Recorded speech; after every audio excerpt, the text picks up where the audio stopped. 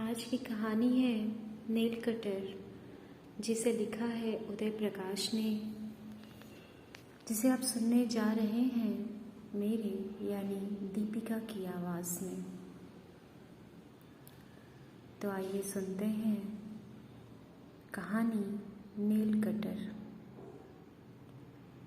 सावन में घास और वनस्पतियों के हरे रंग में हल्का अंधेरा सा घुला होता है। हवा भारी होती है और तरल वर्षा के रवे परतों में तैरते हैं। मैं 9 साल का था। इसी महीने राखी बंधती है, कजलैयाँ होती हैं। नाग पंचमी में गोबर की 7 बहनें बनाई जाती हैं। धान की लाई और दूध दोने में भरकर हम सांपों की बाबियाँ खोजते फिरते हैं। हरियरी अमावस भी इसी महीने होती है। मैं बांस की खूब ऊंची जेड़ी बनाकर उस पर चढ़कर दौड़ता था। मेरी ऊंचाई कम से कम 12 फुट की हो जाती थी। माँ दक्षिण की ओर के कमरे में रहती थी। बम्बई के टाटा मेमोरियल अस्पताल से उन्हें ले आया गया था। सिर्फ अनार का रस पीती थी। वे बोलने के लिए अपने गले में डॉक्टरों द्वारा बनाई गई छेद में उंगली रख लेती थीं। वहाँ एक ट्यूब लगी थी, उसी ट्यूब से वे सांस लेती थीं। बहुत बारीक, ठंडी और कमज़ोर आवाज़ होती थी वह, कुछ यंत्रों जैसी आवाज़। जैसे बहुत धीमे वॉल्यूम में कोई रेडियो तब बोलता है जब बाहर खूब ज़ोरों की बारिश हो रही हो और बिजलियाँ पैदा हो रही हो, या तब जब सुई किन्हीं बहुत दूर के 2 स्टेशनों के बीच कहीं अटक गई हो।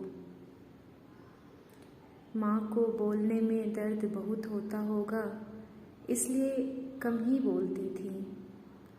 उस यंत्र जैसी आवाज़ में हम माँ की पुरानी अपनी आवाज़ खोजने की कोशिश करते। कभी कभी उस असली और माँ जैसी आवाज़ का कोई एक अंश हमें सुनाई पड़ जाता। तब माँ हमें मिलती, जो हमारी छोटी सी स्मृति में हुआ करती थी।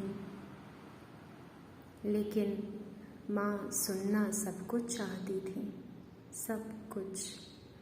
हम बोलते, लड़ते, चिल्लाते या किसी को पुकारते तो व्याकुलता से वे सुनती।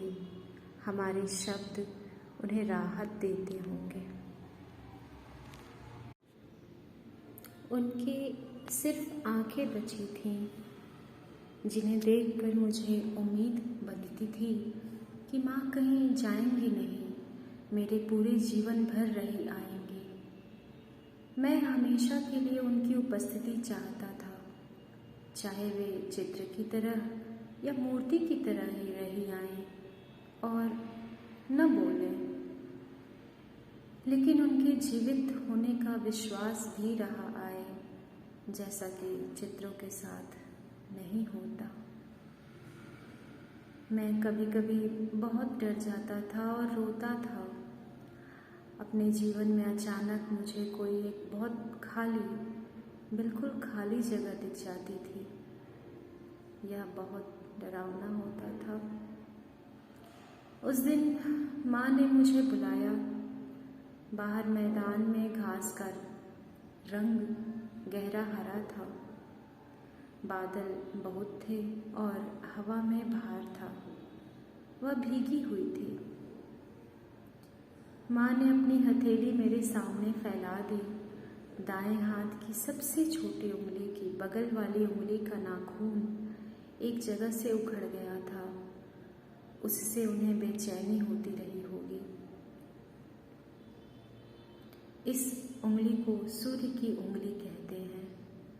मैं समझ गया और नेल कटर लाकर माँ की पलंग के नीचे फर्श पर बैठ गया।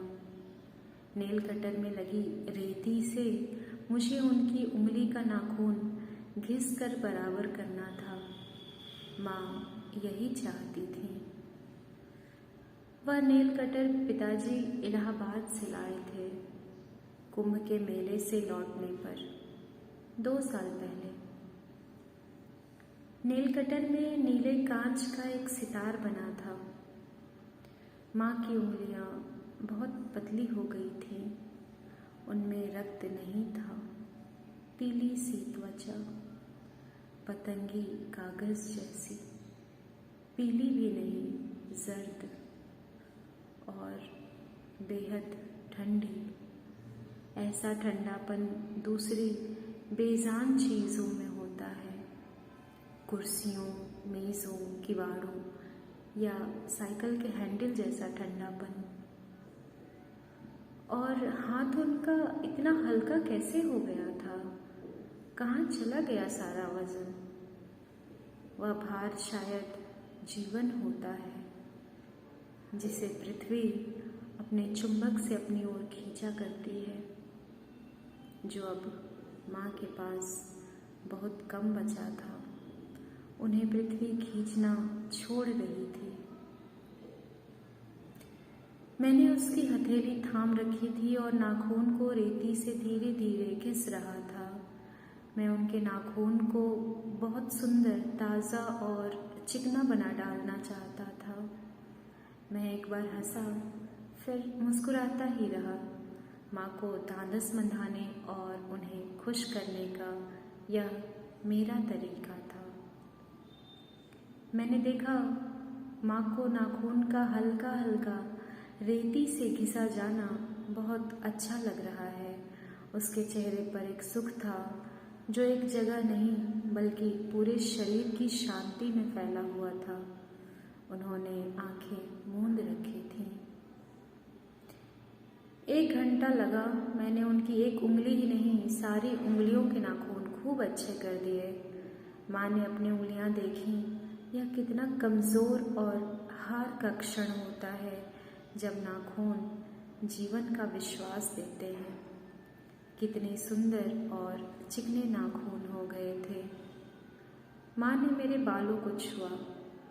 वे कुछ बोलना चाहती थीं, लेकिन मैंने रोक दिया। वे बोलती तो पूछती कि मैं सिर से क्यों नहीं नहाता, बालों में साबुन क्यों नहीं लगाता, इतनी धूल क्यों है और कंघी क्यों नहीं कर रखी है।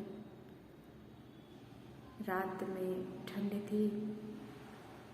बाहर पानी जोरों से गिर रहा था। सावन में रात की बारिश की अपनी एक गंभीर आवाज़ होती है, कुछ कुछ उस तरह जैसे दुनिया की सारी हवाएं किसी बड़े से घड़े के अंदर घूमने लग गई हूँ, हर तरफ से बंद। सुबह 5 बजे आंगन में 5 औरतें रो रही थीं। यह रोना नहीं था,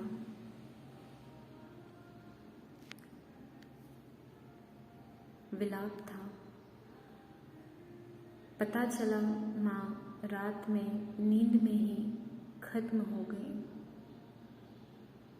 माँ खत्म हो गई। मैंने फिर कभी उनके घिसे हुए नाखून नहीं देखे। मैंने उस रात सोने से पहले अपने तकिए के नीचे वह नेल कटर रख दिया था। उसे मैंने बहुत खोजा, बल्कि आज तक कई वर्षों बाद भी, लेकिन वह आज भी नहीं मिला। वह पता नहीं कहाँ खो गया था।